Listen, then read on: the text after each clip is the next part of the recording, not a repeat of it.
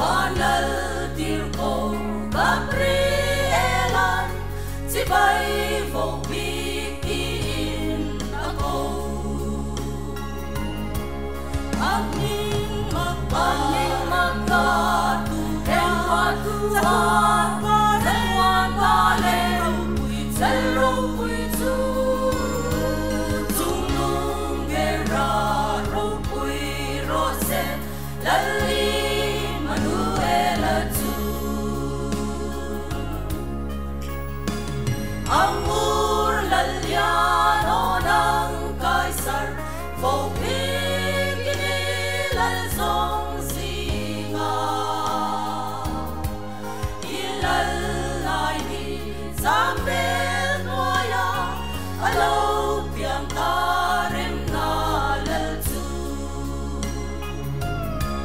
Aming magkarim kwa tuwa Sa tuwan karim na lalro puitu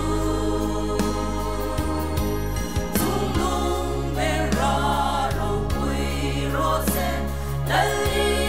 Manuela tu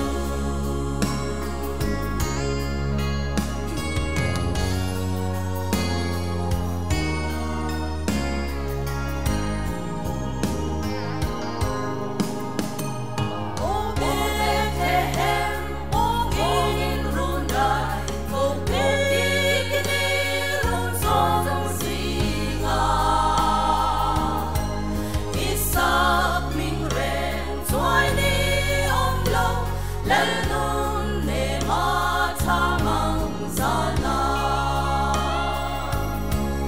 Aming magkarem kwa tuwa Sa tuwan parem na lalro puitu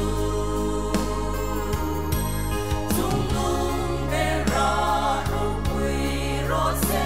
Lali Manuela tu Oning vopit kay ni poni Ama fakir ni sayang Kapin wadin lentong rine Faksa